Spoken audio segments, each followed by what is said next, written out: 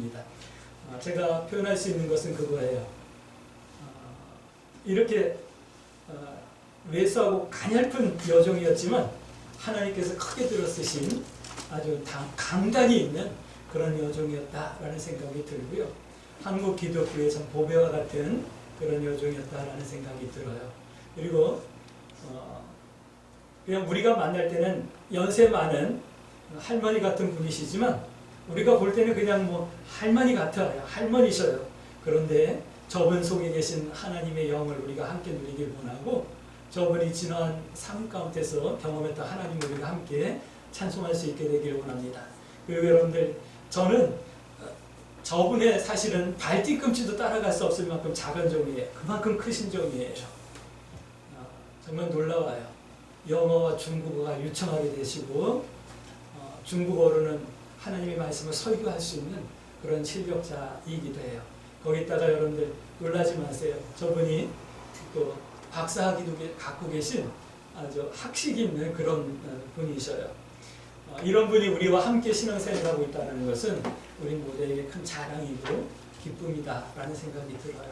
그런데 그런 우리가 세상적인 어떤 뭐 지위나 학식이나 경험이나 이런 것이 중요한 것이 아니라 저분이 하나님 앞에 헌신하는 삶을 일평생 살면서 경험하고 또 체험하고 또 속에 계신 하나님의 성령을 여러분들 앞에 자랑하며 간증할 때 함께 은혜 받고 도전받고 기도의 제목 삼을 수 있었으면 좋겠다 하는 생각이 듭니다. 성기사님 나와주세요. 네.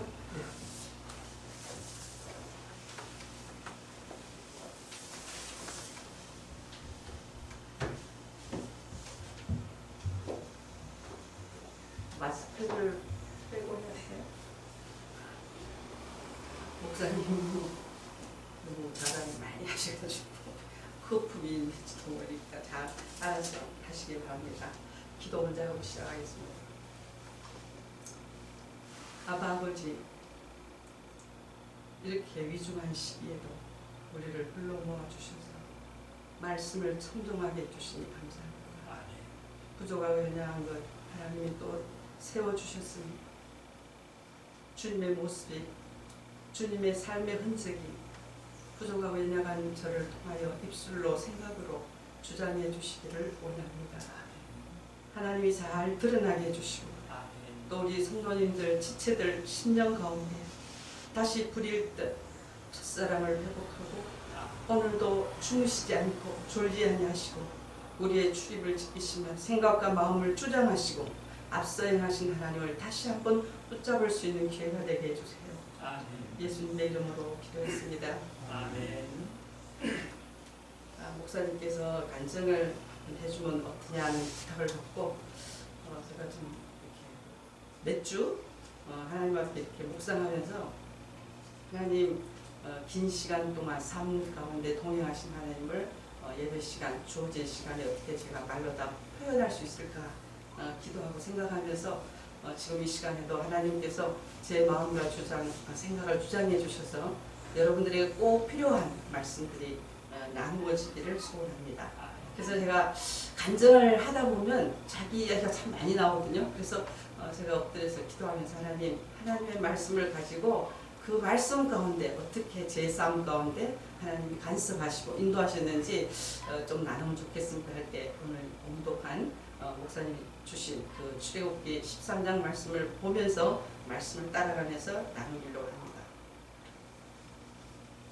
성경은 한마디로 우리가 얘기한다 그러면 성경은 창조되신 야훼 여호와 하나님께서 이 천지 만물을 창조하시되 인간을 하나님의 형상대로 창조하시고 이 모든 만물 우주를 우리에게 위탁하신 문화적인 사명을 주셨다고 창세기가 기록하면서 요한계시록까지 그런 막중한 지상적인 명령을 받고도 순종하지 못한 우리 인류에게 죄의 고발사가 성경에 한 권에 기록되어 있다고 정리할 수 있겠습니다.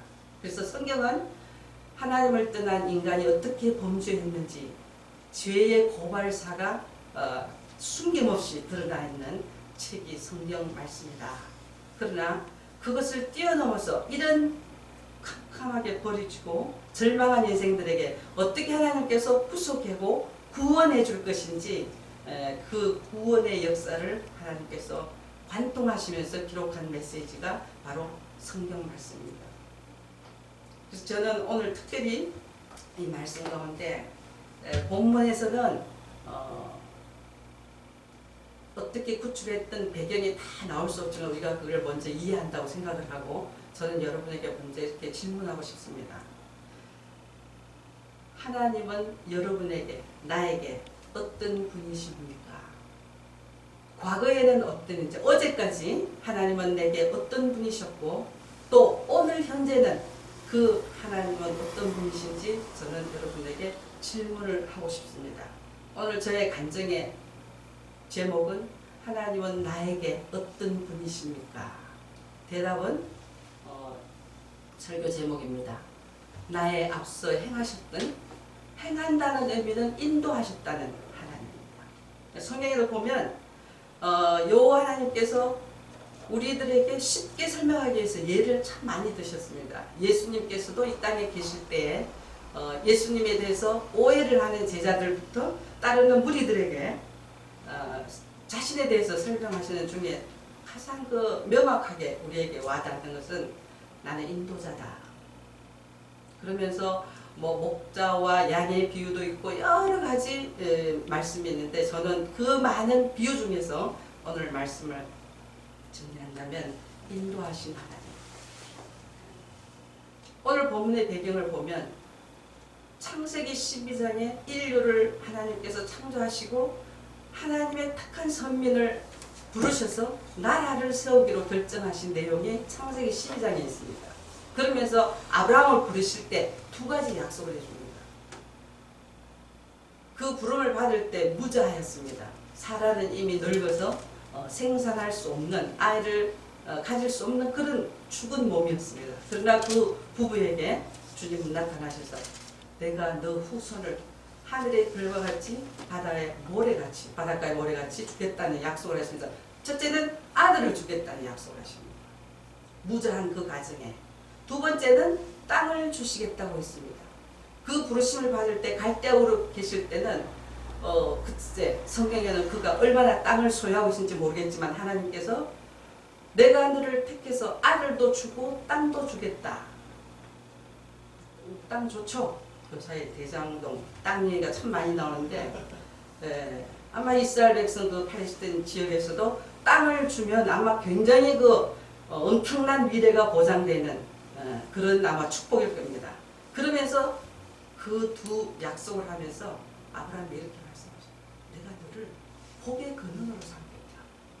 그 약속을 하신 후에 아브라함은 바로 자기 당대에 이루어질 줄 알았어요. 근데 창세기 12장부터 따라가 보면 결국은 하나님께서 아브라함 시대가 아니고 먼 훗날 내 자손들에게 줄 그 축복이라는 것을 깨닫고 계시록에 보면 아브라함이 거부였습니다. 그 시대에 축복을 받아서 개인 군사도 거느릴 정도로 종뿐만 아니라 굉장한 거부였는데 계시록 히브리서를 보면 그런 아브라함이 집을 짓지 않았다고 했어요. 장막에 거했다. 텐트에 살면서 왜 그렇게 살았냐면 이 아브라함에게는 하나님이 나를 부를 때 그 약속의 땅으로 나를 축복해 주셨기 때문에 그 나라를 바라보고 그래서 결국은 아브라함은 많은 시행착오를 겪어서 자기는 아마 하갈의 몸에서 아들도 낳았습니다. 그거 다 미스언더스탠딩이기 때문에 근데 하나님이 다시 고쳐주셨죠. 아니야, 사라에게 낳아야지 내가 약속하는 그 씨앗이 된다, 족속이 된다 그렇게 했어요. 또 땅도 알아듣긴 알았는데 시행할 때는 굉장히 실패를 많이 했습니다. 그래서 애굽으로 이사 갔다가 거짓말하고 또 다시 오고 여러 시행착오를 겪어서 결국은 하나님이 줄 땅은 저 가나안 땅이지만 결국은 거룩한 성 예루살렘이구나. 그걸 깨닫고 그 거부이지만 장막을 짓지 않고 좋은 화스러운 집을 짓지 않고 텐트에 장막에 머물면서 하나님 나라를 사모했다는 말씀이 있습니다. 굉장한 믿음의 조상입니다. 그때 그 실천이, 그 약속이 오늘 본문 출애굽기 13장에 나와 있는데요. 그 아브라함의 자손들이 족장 시대를 거쳐서 요셉 시대에 애굽으로 75명 내지 76명이 이주를 해서 그때는 고센이라는 기름진 땅에서 목축을 할 수 있도록 축복을 많이 받았습니다. 그러나 이집트에도 여러 세대를 거치면서 알지 못하는 바로 왕들이 일어나서 이스라엘 백성 즉 히브리 사람들을 압박하기 시작하면서 그 횟수가 430년이라고 합니다. 근데 그래서 저는 오늘 본 배경을 먼저 이해하면서 성경을 또 한 번 보고 싶습니다. 그래서 오늘 설명은 1. 하나님은 어떤 분이십니까? 하나님은 구원자이십니다. 하나님은 구출자이십니다. 어떻게 구출을 표현했냐 한번 볼까요? 출애굽기 3장 우리 다 같이 찾아서 한번 같이 봉독하겠습니다.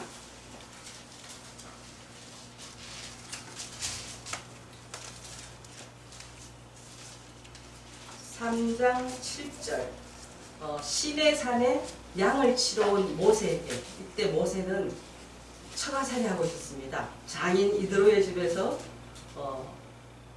목축을 하고 있었는데 이 시내산에 와서 오늘도 다름없이 양을 치고 있는데 그 시내산 또는 호렙산이라고도 명명하는 그 시내산에서 가시나무에 불꽃이 보이는데 그 불이 타지 않고 속에서 불이 활활 트는 것을 보고 기이하게 여겼는데 그때 우리 여호와 하나님께서 모세를 부르시면서 미션을 줍니다. 임무를 주는데 같이 한번 읽어볼까요? 7절 8절 같이 읽습니다. 시작. 그때 여호와께서 그러면 제가 갖고 있는 거는 쉬운 성경이거든요. 제가 읽고 여러분은 눈으로 가지신 성경 따라오시기 바랍니다. 그때 여호와께서 이렇게 말씀하셨다. 나는 내 백성이 이집트에서 학대받는 것을 똑똑히 보았고 잔인한 감독자들에게서 구해달라고 부르짖던 그들의 부르짖음을 들었으며 그들의 고통에 대해서도 알고 있다. 그래서 내가 내려와 그들을 이집트 사람들의 손에서 구출하고 그 땅에서 이끌어내어 아름답고 넓은 땅, 곧 가나안족, 헷족, 아모리족, 그리스족, 히위족, 여부스 쪽에 살고 있는 기름지고 비옥한 땅으로 인도하려고 한다. 그래서 그 임무를 오늘 13장 보면은 실질적으로 모세가 바로에게 가서 주지 않는 백성들을 10가지 재앙을 통해서 이제 구출해 내는 장면이 오늘 읽은 13장 본문입니다. 그래서 하나님은 제게 어떤 하나님이었냐? 구원자 하나님이었어요. 하나님은 아브라함을 부르실 때 수천 년이 흘렀지만 잊지 아니하시고 때가 되었을 때 하나님의 때가 되었을 때 이스라엘 백성들을 구출해서 가나안 땅에 정착시켜서 즉 하나님이 모범으로 삼고 귀감으로 삼을 수 있는 나라를 세운 것이 이스라엘입니다. 오늘 본문 보니까 하나님이 아브라함에게 약속해 놓고 수천 대를 거치면서 잊으신 것 같지만 하나님은 잊지 않고 430년이 지난 그 고센 땅에서 바로의 손아래서 또 감독자들의 잔인한 손아래서 고통받으면서 여호와께 부르짖는 것을 하나님께서는 듣고 보았다고 했습니다. 눈을 만드신 하나님께서 귀를 지으신 하나님께서 듣고 보셨다고 했습니다. 그리고 하나님은 계획을 가지시고 때가 되니까 모세라는 출중한 인물을 통해서 그 위대한 가업을 완성하기 위해서 사람을 준비시켜서 이 모세는 바로 왕국에 40년 우리가 사는 거 다 알고 계시죠? 바로 왕국에만 살았다면 하나님이 원하는 인물이 될 수가 없었습니다. 왜? 바로 왕궁에서 그 화려한 생활을 하고 또 권력을 가지고 사람을 부리는 역할을 했을 때 과연 이 40년 막중한 광야 생활 그때 백성들을 이끌고 나갈 수 있을까? 하나님은 그것을 위해서 다시 40년 동안 처가살이를 하면서 그 시내산 주위를 목축을 하면서 하나님께서 준비시켰던 것입니다. 그래서 오늘 본문에는 하나님께서 분명하게 모세를 부르시고 계시는 것을 볼 수 있습니다. 저는 믿는 가정, 모태 가정에서 태어났습니다. 우리 부모님은 스라에 4남 1녀를 두셨습니다. 우리 어머님은 개인적인 체험을 통해서 아주 그 독특한 은혜를 참 많이 받으셨고, 제가 기억하기로 거의 매일 아침마다 우리 목사님 계시니까 제가 뭐 더 풀 수도 없고 더 줄일 수도 없습니다. 매일 거의 아침 새벽에 일어나서 1시간 정도 가정 예배를 봤어요. 옛날에 제가 어렸을 때는 합부 찬송가를 했는데 그 찬송가를 매일 거의 1시간씩 예배를 드리니까 제가 거의 외웠습니다. 아마 우리 목사님도 아마 외웠을 거예요. 지금은 찬송가가 많이 변하면서 조금씩 가사가 바뀌니까 조금씩 이제 다르거든요. 그리고 지금 어렸을 때 기억에 아버님이 대구에 방직 공장을 운영하셔서 경제적으로 굉장히 유복하게 살았습니다.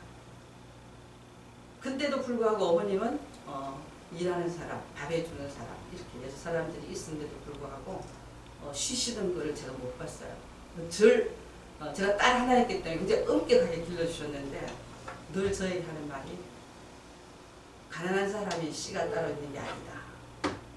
그래서 저는 그렇게 남들이 볼 때 부유한 가정에 일하는 사람도 많은데도 저는 똑같이 그 언니들하고 부엌에 들어가고 청소도 아주 그 반짝반짝하게 할 수 있도록 어머니 그런 엄한 교육을 받았습니다.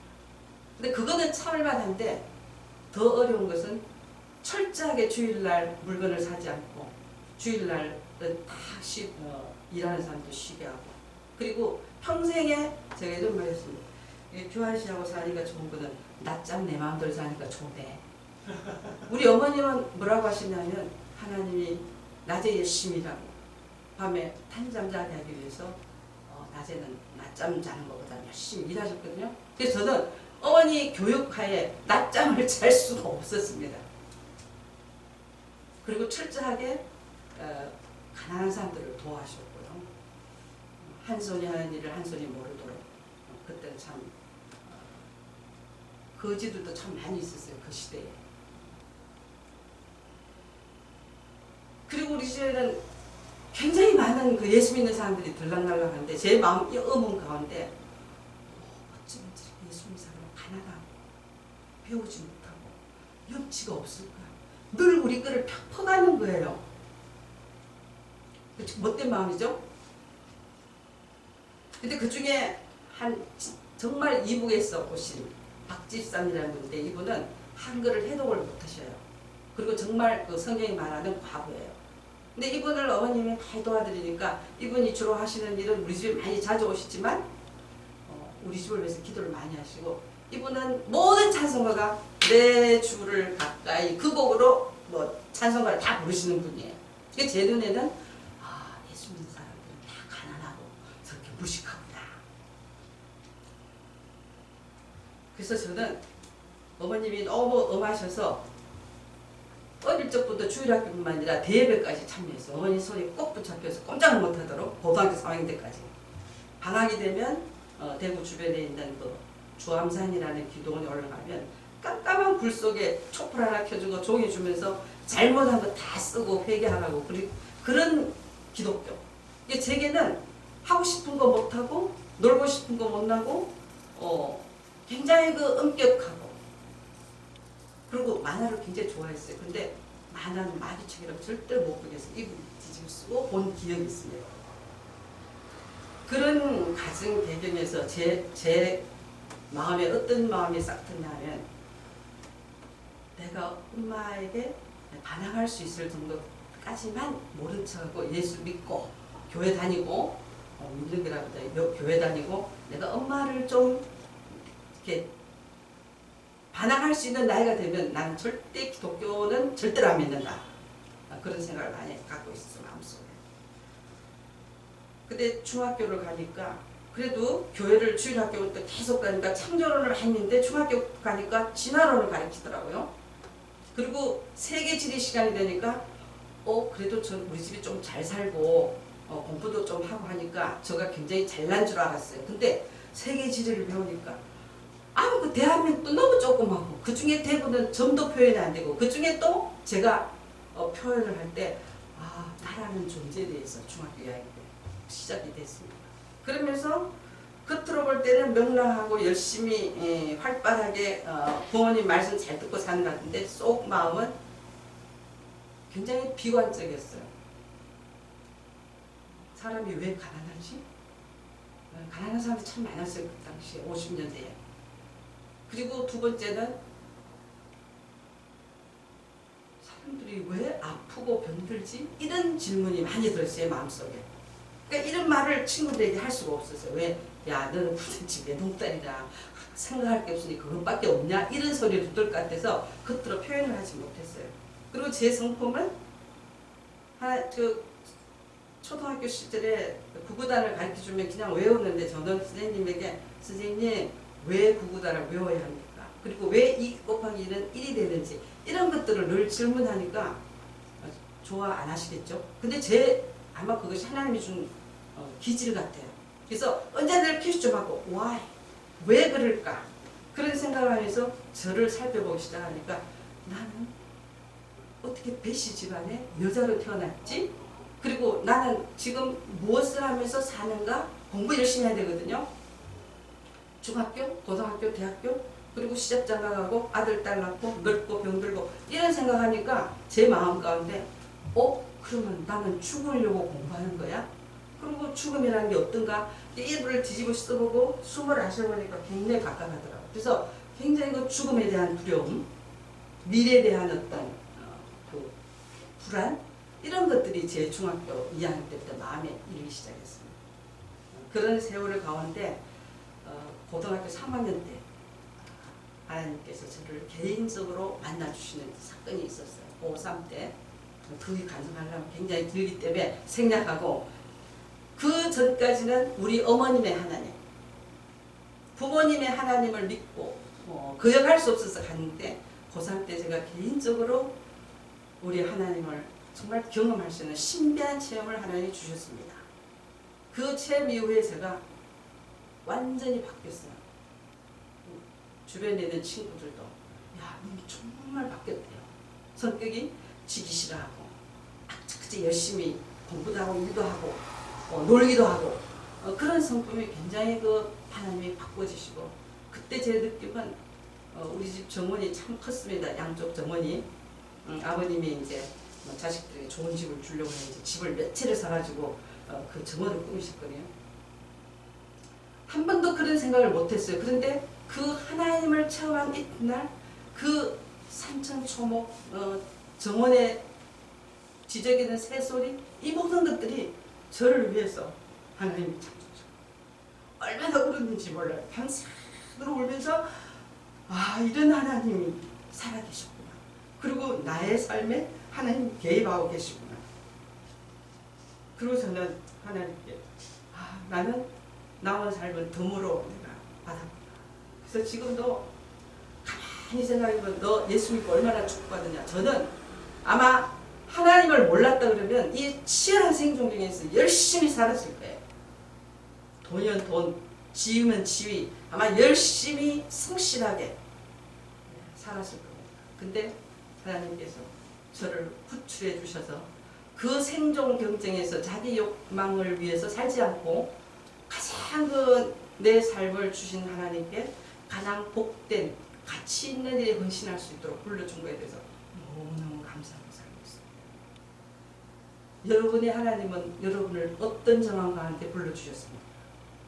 저는 진화론을 믿고 과학을 믿고 현대의학을 믿는 저에게 그것이 완전히 바뀔 수 있는 하나님의 신비한 체험을 하게 해주신 그 6개월 저는 새로운 삶을 살게 되고 새로운 인생관, 자연관을 가지게 되었습니다. 성경에서는 우리를 보고 흑암에서 밝음으로, 광명으로, 절망에서 생명으로 우리를 옮겨주시다고 했습니다. 남이 볼 때는 우리가 별 볼 일 없는 사람, 평범한 사람 같습니다. 교회도 좀 크고 유명한 목사님 밑에서 우리가 다니지 않습니다. 죄송합니다.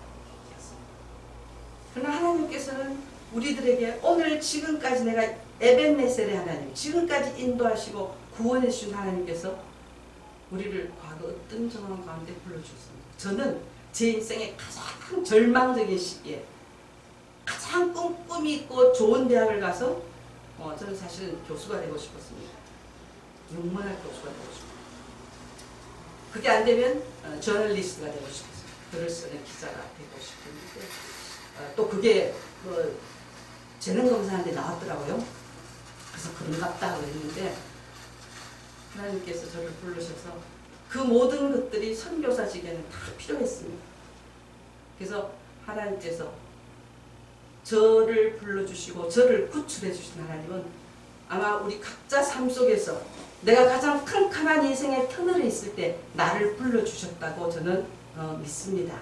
그래서 그 과거의 하나님 꼭꼭 적어서 마음에 넣지 말고 늘 과거를 기억하라는 신명의 말씀처럼 과거의 하나님 나를 어떤 정황에서 나를 불러주시고 또 그 부르심을 주실 때 내가 어떤 하나님께 약속과 헌신을 냈는지 소원을 냈는지 늘 그것을 기억하는 우리 삶이 되면 좋겠습니다.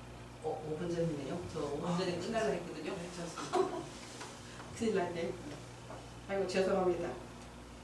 시간을 딱 잘 지켜야 되는데. 자 그러면 첫 번째는 이만하고요. 두 번째 하나님은 나에게 어떤 분이십니까? 두 번째는 인도자 하나님이십니다. 근데 인도는 하시려고 그러면 앞서 가셔야 되거든요. 너무 앞에 가시면 우리 따라갈 수 없어요. 근데 적당하게 우리가 따라올 수 있는 거리에서 그리고 뒤에 따라오시면서 우리를 조정하시면 우리 굉장히 피곤합니다. 근데 하나님께서는 앞서 행하신다고 했습니다. 제가 지도를 준비했거든요.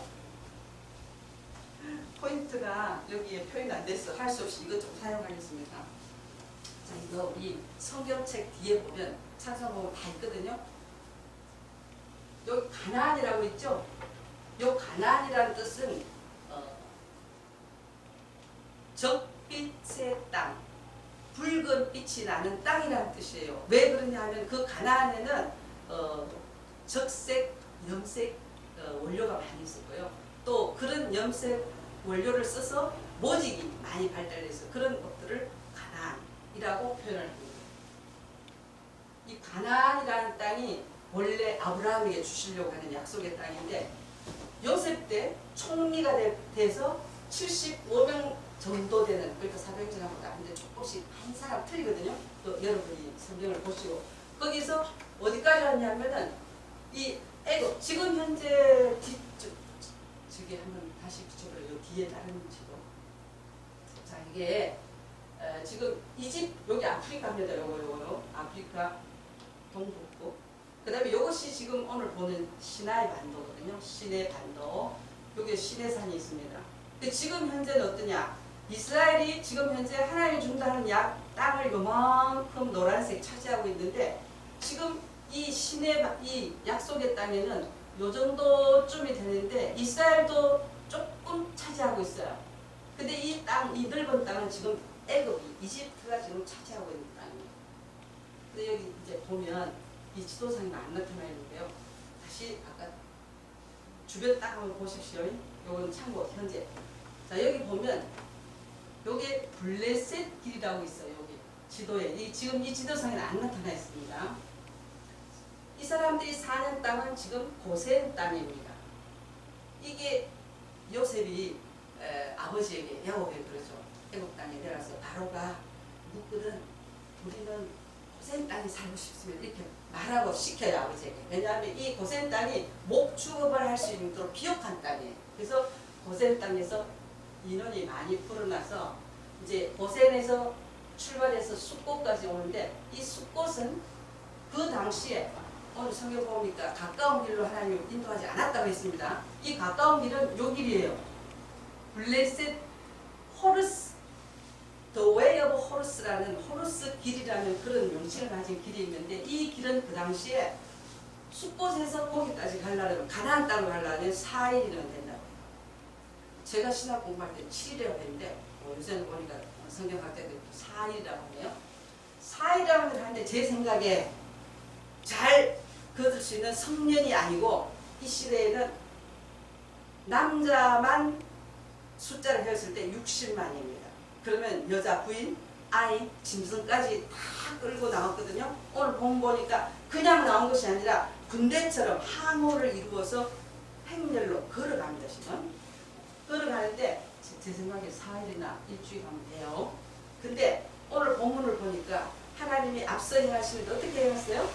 고센 땅에 가서 숫곳에 와서 에담에 진을 치라고 14장 1절에 보면 그렇게 되어 있습니다. 그래서 여기서 머물게 있으면서 이렇게 가면 좋은데 오늘 본문에 보니까 불기둥과 구름기둥이 앞서 행하시면서 또 모세는 이쪽에서 늘 목축을 했기 때문에 시내산 부근 인근의 지대는 훤합니다. 그래서 모세가 몇 개 주면 모세에게 하나님께서 몇 개 주시면 불기둥 구름기둥 못 써도 이 길로 분명히 갔을 거예요. 이쪽 길로.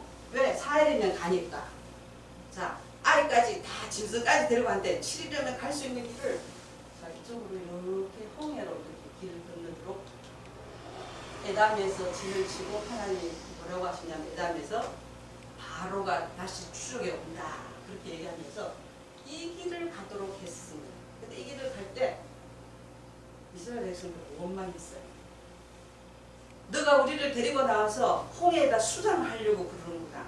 근데 하나님이 뭐라고 하시냐면 이 길을 걸어가면서 너희뿐만 아니라 에집트에는 애굽 모든 백성들과 군인과 바로들이 여호와 하나님이 어떤 하나님인지 내가 나를 드러내고 싶다. 그렇게 얘기하시면서 이 길로 돌아가게 됩니다. 이렇게. 이게 가서 이 가나안 땅 가는데 얼마나 걸렸냐면 40년. 40년이 걸렸거든요. 자, 4일 대 40. 하나님께서는 출중한 모세에게 그 당시 세계를 제패할 수 있는 문무를 다 갖춘 모세에게 이스라엘 백성들을 맡기지 않으셨습니다. 불러는 내셨지만 심부름은 시키셨지만 친히 그분이 여정을 설정하시고 인도하시기 시작하셨습니다. 둘러가는 길이에요. 여러분, 예수 믿으면 복만 받을까요? 예수 믿는 사람도 아프고 사업에 실패하고 자녀에게 뜻하지 않은 어려움이 있습니다. 물론 한국에는 성공 실학을 부르짖는 자들도 있습니다. 예수 믿는 사람은 가난하면 되지 않고 아프면 안 된다. 그것은 축복받는 정도가 아니다라고 하지만 성경은 그렇지 않습니다. 성경은 예수 믿는 사람에게도 똑같이 질병이 찾아옵니다. 하나님께서 가라 하는 그곳에 가지만 그곳에는 험산 줄려고 큰 장애물이 기다리고 있습니다. 왜 그럴까요? 오늘 본문에 보니까 지름길로 인도하면 그들이 이 블레셋 땅을 지나갈 때는 아주 가까운 길이지만은 그 블레셋 땅에는 5대 도시 국가가 똘똘 뭉쳐서 동맹을 맺어서 굉장히 강건한 군대가 되어서 틀림없이 그들과 함께 전쟁을 치르면 다시 애굽 땅으로 돌이킬 것을 아신 하나님께서 둘러가게 길을 인도하셨습니다.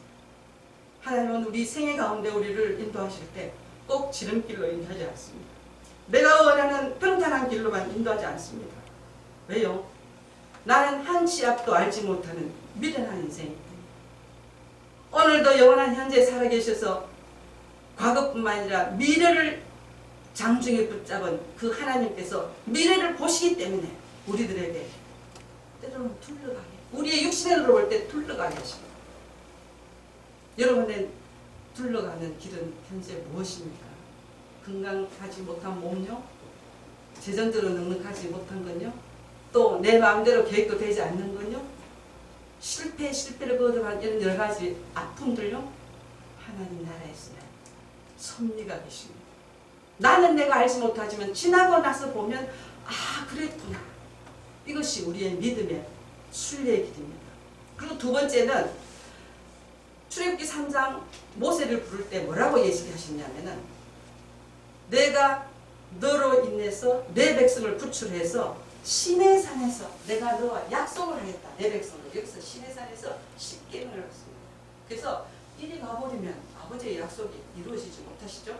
그래서 성경 말씀을 성취하고 하나님께서 이루시기 위하여 그들에게 길을 돌려서 인도했습니다. 저는 그렇게 예수 믿는 사람이 우리 집에 많이 들락날락할 때 존중하지 못했습니다. 그분들은. 특히 이북에서 내려온 박 집사님은 저를 보고 그때 이미 저는 고3이었고 하나님을 개인적으로 처음 한 은혜를 받았습니다. 근데 그분이 야 너는 앞으로 신학교 가야 돼. 저는 굉장히 꿈이 많았습니다. 대학을 좋은 대학 가서 좋은 교수가 되든지 저널리스트가 되고 싶은 그런 마음이 있는데 신학교 가라. 주의 종이 돼야 돼. 그분 말 그대로 하면 너는 주의 종이 돼야 되는데 죄송합니다. 그분 표현이에요. 너는 치마만 둘러서 이거자지. 하나님이 남자 못지않게 하나님께서 맨 축복했기 때문에 앞으로 이 나라 저 나라에서 복음을 전해야 되니까 그분이 하는 걸 용문산 신학 몰랐어요. 그때 당시에는 2단 3단 했던 곳입니다. 그 용문산 신학교로 가라 그랬는데 제 마음에 내가 이렇게 하나님 앞에 새 생명 받고 은혜는 받았지만 난 주의 종은 안 한다. 하나님 그것 빼고 다른 거는 다 하겠습니다. 이렇게 제가 하나님 앞에 말씀을 드렸습니다. 근데 하나님께서 그 일을 시점으로 해서 10년 동안에 저를 인도하시는데 저 자신을 버리는 훈련이었어요. 하나님이 나를 고3 때 불러주실 때는 하나님이 나의 구원자이심을 가르쳐줬는데 두 번째 하나님이 나에게 나타나셔서 일생을 동행하시면서 저에게 가르친 것은 나는 너의 구원자일 뿐만 아니라 너의 로드다, 주인님이라는 것을 가르쳐줬어요. 그래서 저는 못된 신앙이고 교회를 다녔지만 주님의 로드십이라는 것을 배우지는 못했습니다. 그래서 하나님께서 그 구원 이후에 10여 년 동안 선교사 출발하기 전 10년까지는 하나님께서 주인 되심을 철저하게 가르쳐 주셨어요. 거기에는 장래 미래의 직업이나 결혼이나 또 앞으로 내가 어떤 삶을 살아야 될 것이 이 모든 것들을 하나님이 가르쳐 주시는 10년의 세월 가운데 하나님 환경적으로 또 제가 기도할 때 또 다른 사람들이 선교사로 부르신 것을 많이 얘기해 주셨어요. 목사님 이 편을 다음 혹시 기회 주시면 안 될까요? 시간이 12시 5분인데 죄송한데 네, 실망 많았어요.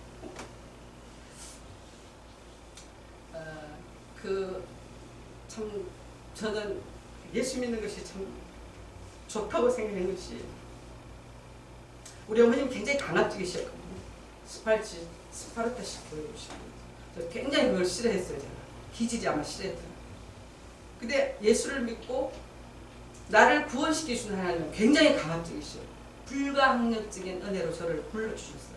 근데 예수 믿은 그 이후에 저의 삶을 돌이켜보면 하나님은 저를 절대로 강압적으로 인도하지 않으셨어요. 너무나 인격적으로.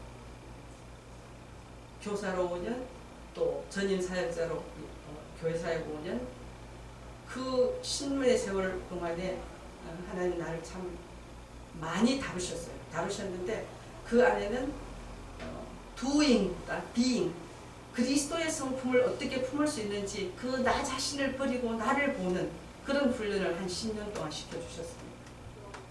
고생도 많이 했고요. 그 안에는 물론 우리 어머님의 어떤 부탁도 있었기 때문에. 그러면서 제 마음에는 서서히 나 자신을 내려놓기 시작해요. 그 10년쯤에 결정적인 역할은 스크립트 유니온, 성서 유니온에서 패밀리 캠프가 있었는데 그때 와서 봉사 좀 해달라 해서 만난 분들이 OMF 선교사님들이었습니다. 그분들이 가족 패밀리 캠프 4박 5일을 하면서 미스 벤은 꼭 선교사 될 사람이다. 그저 많이 뜨끔했어요. 왜? 네, 박 집사님한테 고3 때부터 저런 소리를 들었는데 6사람이 저에게 그 얘기를 기억나게 해주셨습니다. 근데 그 OMF 선교사님들의 눈에서 미스 벤은 선교사 해야 된다. 이제는 더 이상은 하나님 앞에 더 이렇게 미룰 수가 없더라고요. 그리고 그때 그분들을 만나면서 제가 배운 것이, 영향을 받은 것이 personal quiet time. 말씀을 묵상하면서 어떻게 하나님의 인도를 받으면서 하루하루 사는지를 저는 그분들의 삶을 통해서 제가 봤어요. 그래서 제가 나는 왜 이렇게 이런 걸 못 배웠지? 한국교회는 그걸 가르쳐주지 않고 한국교 신학교는 가르쳐주지 않았어요. 그래서 제가 그때 하나님의 뜻과 하나님의 인도를 받는 방법이라는 이 부분에 새롭게 눈을 뜨고 훈련받기 시작하고 나서 제 신앙은 완전히 달라지기 시작했습니다.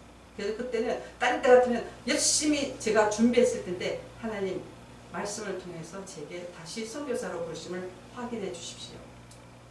그리고 어떻게 준비해야 될지 하나님이 한 걸음 한 걸음 그래서 하나님이 그 인도를 배우고 나서부터 예수 믿는 것이 너무 쉽고 또 나 자신을 어떻게 버려야 된다는 것이 너무 분명하니까 예수 믿는 것이 쉬웠습니다. 알고 있으니까. 그리고 그 훈련은 나에게 굉장히 그 선교지에서의 삶도 영향을 끼쳤습니다.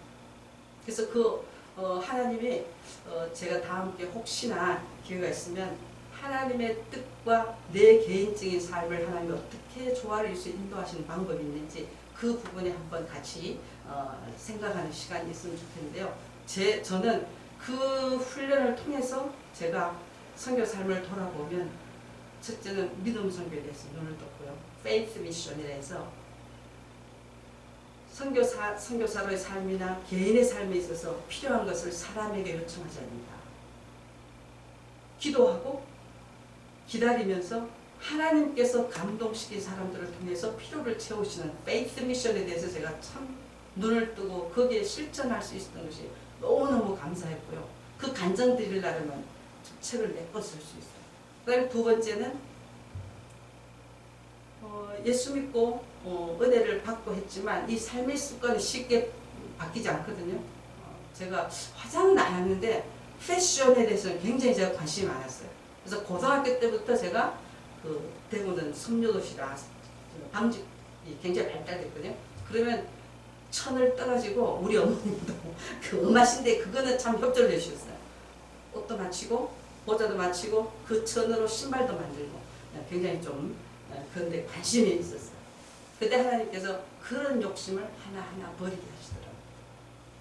그래서 선교 삶을 통해서 청밀한 생활, 심플 라이프, 근소한 생활을 할 수 있도록 한 것이 참 굉장히 큰 축복이었다. 왜냐하면 선교사가 자주 하는 일은 이사하는 일이거든요. 이곳에서 저곳으로, 저곳에서 이곳으로, 또 사역에 따라 아니면 경제적인 수준에 따라서 이사를 자주 해야 되는 그런 삶을 살면서 소유라기보다는 사용이라는 뜻이에요. 그래서 세컨드 핸드 하면 중고라는 뜻이에요. 그러니까 그 서양 선교사님들과 같이 있으면서 참 그 감동을 받은 것은 우리는 그래도 새 것 썼어요. 새 것을 샀는데 이렇게 보면 1년에 한 번씩 컨퍼런스가 수련회가 있어서 가면 그 아이들 씻기는 큰 그 플라스틱 그 옷에는 그런 거 잘 안 쓸 것 같아요. 그 큰 플라스틱을 이렇게 컴프레스 뒤편에 여러 물건이 나와있거든요. 지금 필요하지 않은 거를 컴프레스 때 다 갖고 오세요. 그러면 그거를 보고 동료가 저거 지금 전 20살인데 그 태어났을 때 씻은 이거 그릇이라고. 안 깨지면은 그게 돌고 제가 그것을 보고 나그네 삶에 하나님께서 우리에게 한 것은 사용하면 되는구나.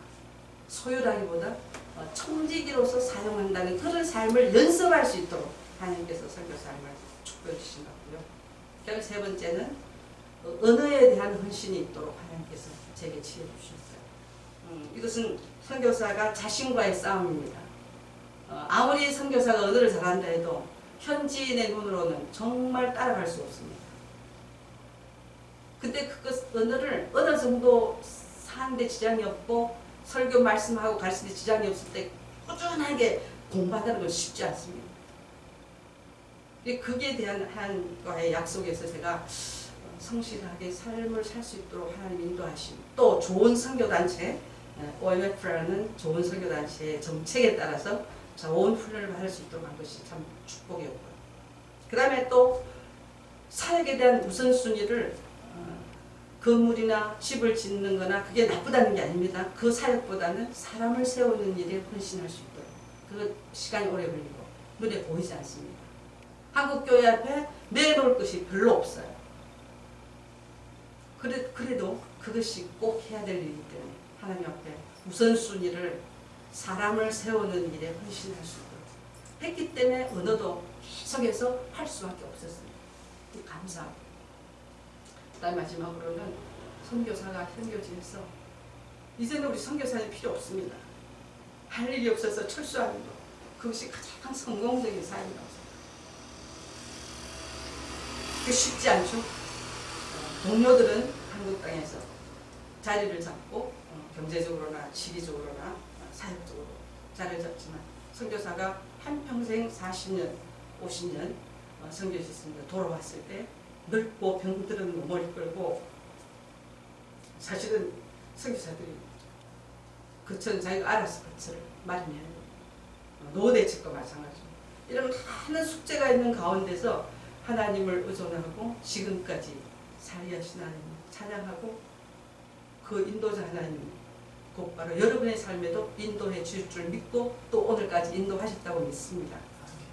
후회되는 것은 내가 좀 더 너그러웠으면 어땠을까? 끊고 맺고 분명하게 하는 성격 때문에 많은 사람들을 본부 특별히 본부에서 현지에서는 뭐 그런 일이 별로 적었습니다. 또 늘 현지인들에게 조심하고 그러나 본부에서 동료들을 섬길 때 특히 그 GMS라는 곳은 교단 선교부라 국제 선교단체하고 너무나 다른 그런 환경에서 물론 행적이 참 중요하지만 내가 더 너그러웠으면 하나님이 얼마나 나를 사용하게 보내셨을까. 지금도 마찬가지예요. 너그럽고 온유하고 겸손한 삶 내가 더 살 수 있으면 참 좋겠다. 그리고 마지막 희망은 가나안 땅까지 잘 정착해서 well done 하나님이 부르는 그날까지 그 가나안 땅에 잘 정착해서 하나님께 영광 돌리는 것이 저의 남은 꿈입니다. 감사합니다. 너무 시간이 지나가서 잠깐 기도하고 마치겠습니다. 아버지 선교사로 헌신하고 떠났을 때 갔다 오면 양로원에 가게 된다고 만류했던 육신의 사랑의 눈을 가졌던 그분들 염려 때문에 참 주저주저하고 하나님 앞에 매달려 기도했지만 72세 돌아보니 하나님이 양로원보다 더 좋은 안전된 곳에 살게 해주시고 이용한 양식 꾸러가지 않고 하나님께서 지금까지 먹이시고 입혀주신 신실한 공급의 하나님을 저의 삶을 통하여 간증하게 해주시니 감사합니다. 하나님 그 살아계셔서 공중에 나는 새를 먹이시고 들에 핀 백합발을 입히시는 그 공급의 하나님이 오늘 우리 새순교회 성도들 지체들에게도 입히시고 먹이시고 주입을 지키실 줄 믿습니다. 가나안에 정착할 때까지 우리가 항우를 지어 신앙의 순례길을 함께 가게 해주시기를 원합니다. 서로 북돋아주고 의지하며 함께 예수의 피로 나눈 예수 가정의 삶을 이곳에서 맛볼 수 있게 해주옵소서. 의교하시는 박 목사님이 건강으로 축복해 주시고 또 내주하는 사모님에게도 지혜 총명 주시며 또 썰어주신 일남 일녀에게도 하나님이 축복해 주시고 그들이 바라고 원하는 소원이 하늘에서 이루어진 것까지 땅에서도 이루어지게 해주시고 또 우리 전집사님 가정 또 오늘 오신 모든 권사님 하나님 눈동자같이 지켜주셔서 구출해 주신 하나님이 앞서 행하는 하나님을 놓치지 않고 그 하나님 꼭 붙잡고 예수 믿는 우리 되게 해 주옵소서. 예수님의 이름으로 기도했습니다. 아멘.